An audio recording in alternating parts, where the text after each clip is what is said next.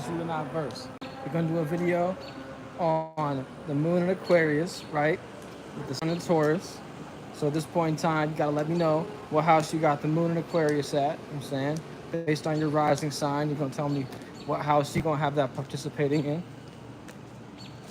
And then with that being said, the sun in Taurus is all about stabilizing, right? So let me know how you're learning to stabilize your association.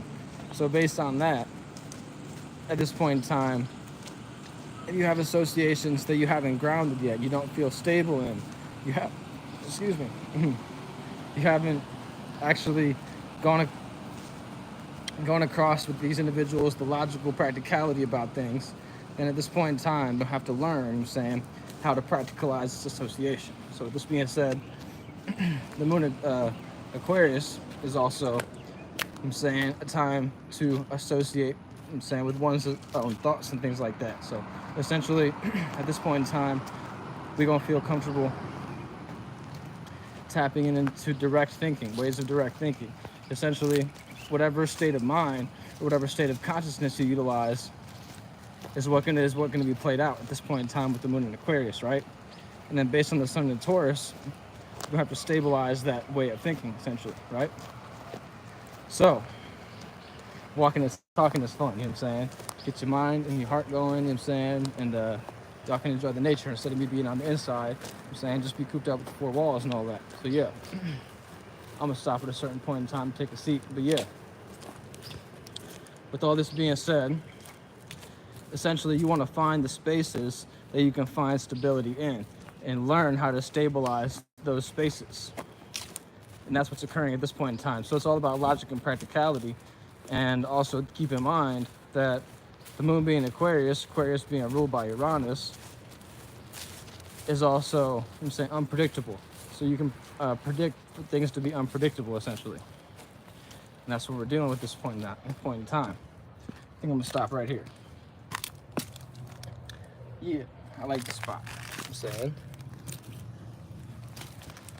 Somebody just turned on the AC. I was like, what? Sounded like a snake. You know what I'm saying? But yeah, okay. Keeping all this in mind, right? So if you have the moon in Aquarius in the first house, you're going to be dealing with personal affairs of these spaces. So you're going to have this personal affair of being in a space that you have to stabilize. So essentially, see where you have Taurus in that house that you're utilizing, you know what I'm saying, to find that stability in. So essentially for the Aquarius, this will be the 10th house, if I'm not mistaken. No, the 4th house, other way around, yeah. So the 4th house. So essentially the Aquarius rising is going to learn how to stabilize their home and environment and things, pardon me, their home and their private life and things close to their heart. So essentially at this point in time, you have to find stability between what personal space you feel comfortable being in and also what private spaces your family and things like that and things close to your heart like to be in as well. You know what I'm saying? Essentially, and find stability between those two. So yeah, with that being said, Aquarius in the 2nd house, this will be for the Capricorn rising. So Capricorn rising will have Aquarius in the 2nd, right? And then they'll have, based on them both being earth signs, that trine to the sun in Taurus. So they'll have Aquarius in the 2nd, but then the Taurus in the 5th. So they'll have to learn how to value things or find those shared values, essentially, of a person, place, or thing. Pardon me, shared values is the 8th house, but values in general is the 2nd house. So essentially finding what spaces one values to then find stability in their expression. So essentially how one expresses oneself and puts the spotlight on their own stability is what the Capricorn is experiencing at this point in time. So they're having to find those spaces to learn to find that stability and find a space to utilize their stability, essentially. And keep in mind, the Capricorn chart beside the Aquarius, so it's very familiar with this energy. So then moving forward, the Sagittarius is having the sextile to the Aquarius energy. So essentially, the Sagittarius is seeing the opportunity with the Aquarius of what in the environment to then adapt to, essentially. And then Sagittarius has the Taurus in the 6th house. So essentially, what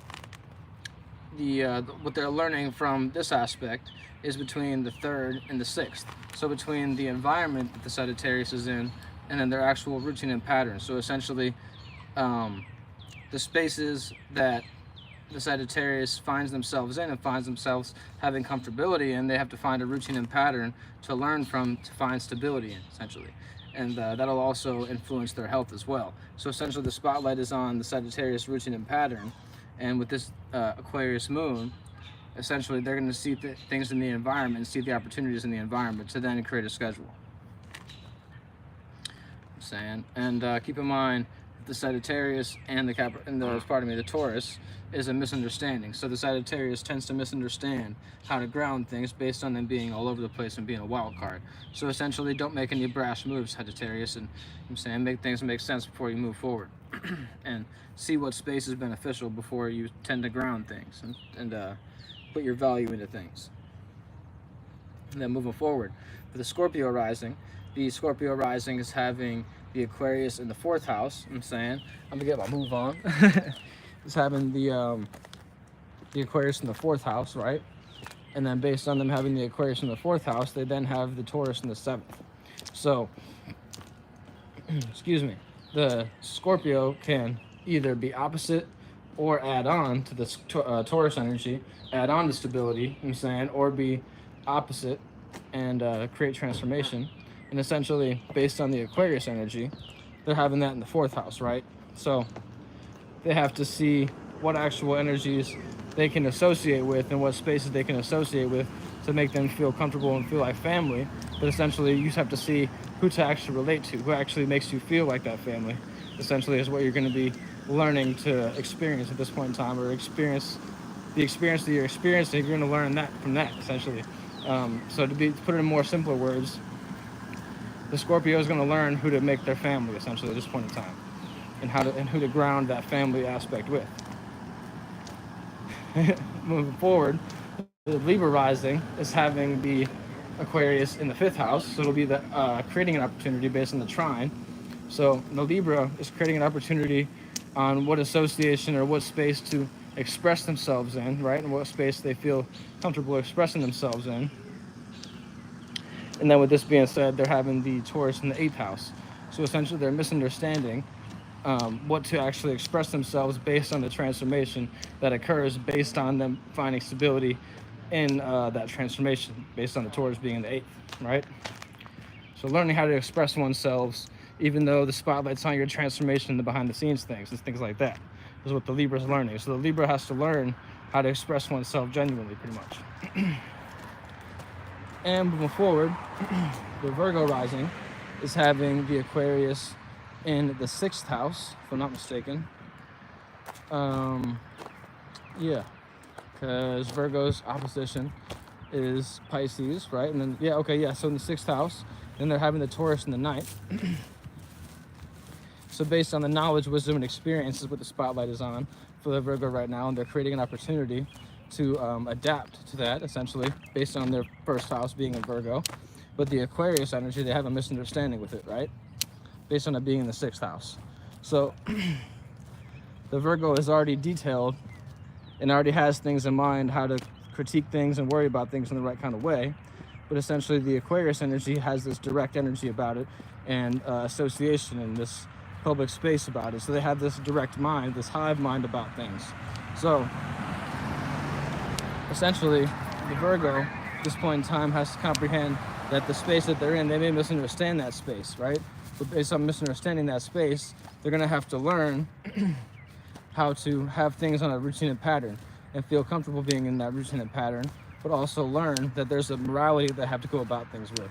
So whatever logic and practicality they're utilizing, that will then derive this morality based on the Taurus in the 9th house. So to put it in more simpler terms, based on the routine and pattern that you're utilizing, you're going to have a morality about that more routine and pattern, essentially. People are also going to see that for one as well. But yeah, moving forward, the Leo rising is having the Aquarius in the 7th house. So they can either be opposite or add on to the Aquarius energy. So essentially, they have to relate to the space or be in a relative space or be opposition to that space. And with this being said, they're having the Taurus in the 10th house. So based on what the Leo is relating to, they then in turn are learning how to make that more part of their status. So essentially, the Leo has to see what space they can actually benefit from and gain value from in their status based on what they're relating to. So essentially, find a space that you can relate to benefit from status or career, or advance oneself, you feel me? And with all this being said, it's funny, look, you got a little biker group, you know what I'm saying, on the street, you know what I'm saying, you feel me, a real Aquarius energy. I don't know if y'all can see it, you see the little homies, you say, see the little homies. Yeah, that's Aquarius energy right there, you know what I'm saying? But they're all learning how to ground their associations, so I'm sure they're trying to figure out who's the captain of the group and all that type of thing, you know what I'm saying? That's Aquarius energy. Aquarius ends up being the leader, but they sit in the back, you know what I'm saying, and let everybody else try to act like they're leading. Try to act like they're smarter than the Aquarius. But yeah, moving forward, you know what I'm saying? The Cancer rising is having the Aquarius in the 8th house, so based on the behind the scenes secrets and transformations. So the Cancer actually does misunderstand as well, just like the Virgo, right? So based on this misunderstanding in the 8th house, they're having these associations. So based on whatever space that they're transforming, they're then having these associates that they're grounding this transformation with as well. Y'all can hear them in the background, feel me? But yeah, moving forward, the Gemini rule. So essentially, the Cancer has to learn how to transform the right things to put these things in the right association. So whatever one transforms, you're then going to have an associate that actually benefits from that transformation or is actually malefic. So essentially, you have to find what is more beneficial for oneself. How do you value from this associate? I'm saying, based on what you're transforming at this point in time. So moving forward, like I say, the Gemini rising is having the Aquarius in the 9th house. And based on the Aquarius in the 9th house, they have the Taurus in the 12th. So based on this being the 9th house, we got an associate group of dogs. Y'all hear them? They're probably a little bit louder than me right now. Yap. But yeah, shout out to that. Yeah, getting back on track. The Gemini rising is having the 9th house, him saying in Aquarius, and the 12th house in Taurus. So essentially the morality that one is utilizing, you then are utilizing that morality to then bring about a dream. So essentially, whatever morality you utilize is then going to have this dream be enacted based on the characteristics that you utilize. So if you utilize the wrong characteristics and the wrong morality, then your dream's going to be fucked up, essentially. You know what I'm saying? Things like that. So then moving forward, to break that down in simpler terms, whatever one experiences, whatever one chooses to experience, whatever space one chooses to utilize the morality in, or, you know what I'm saying, have their moral code to be established in that circumstance, you're then going to in turn have the spotlight be on this dream that you're trying to bring about. I'm saying it'll be this delusion or nightmare for oneself, because having this behind the scenes transformation, I'm saying, and this like ending based on the 12th house, like people don't actually see this. This is all like Jupiterian kind of stuff. I'm saying the 9th and the 12th house. So essentially it's all about one's morality or one's faith at this point in time. So I'm saying however you utilize religious aspects or spirituality or aspects of God is how you're going to derive this dream at this point in time. You're saying based on the 9th and the 12th house for the Gemini. So the Gemini just has to learn how to put the right moral code about things to derive the dream that they want to accomplish. So then moving forward, the Taurus rising is having the Aquarius in the 10th house. So based on the Aquarius in the 10th house, they're having this status.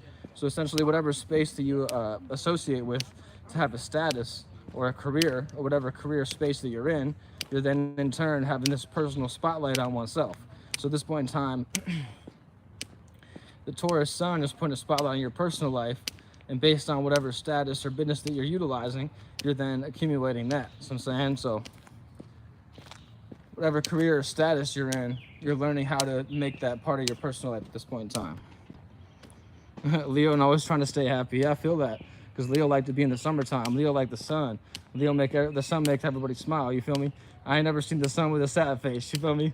Whenever they do the allegories of the sun, they always got a big smile on the face. Like, so I remember the Teletubbies that had the sun with the big old smiley baby face. You feel me? But yeah, moving forward, the Aries rising is having the Aquarius in the 11th house. So based on the Aquarius in the 11th house, based on their association. So whatever associates their or associative space that they're in, or whatever public space the Aries is in, they're then learning how to value that public space and gain stability in that space and things like that. So whatever associates you're amongst, whatever associates you feel comfortable with, you're then gaining value from that and things like that. I just ate a big old meal. That's why I'm not having all the burping and things like that and the hiccup, excuse me. I'm saying bear with me and all that. But yeah, this is a good old meal, you know what I'm saying? It's real good. Shout out to the Chinamen, you know what I'm saying? The Chinese, you know what I'm saying? The Chinese. Ciao fan, how, Yeah, has some real good chicken and all that, you know what I'm saying? You know what I'm saying? Chicken. My dad has some noodles for me. But yeah, I got a meal for the whole fam and all that. But yeah, that's left field. And so last but not least, the Pisces rising is having the Aquarius in the 12th house. So the Aquarius in the 12th house will have these dreams, illusions, and nightmares. It's whatever the space that you're utilizing at this point in time. So the headspace that you're in, to have these dreams, illusions, and nightmares be accumulated, you're then in turn in the environment having this Taurus energy. So the Pisces sees the opportunity with the Taurus, right? But is right beside the Aquarius. So whatever dreams, illusions, and nightmare space, whatever illusionary space that you're accumulating at this point in time, you're then in turn going to have this space in your third house. So the third house is about environment and community and your immediate area and things like that. So essentially, whatever dream, illusion, and nightmare you're in mentally, or whatever you feel uncomfortable with, you're then in turn going to have to ground that in your actual third house and in your environment, things like that. So learning how to be more illusionary in your environment is essentially whatever the Pisces is dealing with at this point in time. So yeah, essentially you have to find what space to associate with to then stabilize and things like that. So that's essentially what's going down for everybody at this point in time with the moon in Aquarius and the sun in Taurus. But yeah, so whatever characteristics you're utilizing, whatever characteristics you're associating with, make sure they're the ones you can stabilize and ones that you want to stick with for the rest of the year and things like that. So the seed is being produced right now at this point in time with the sun in Taurus. So yeah, make sure you produce the seed that you want to, continue to utilize. Much love and holla back, feel me?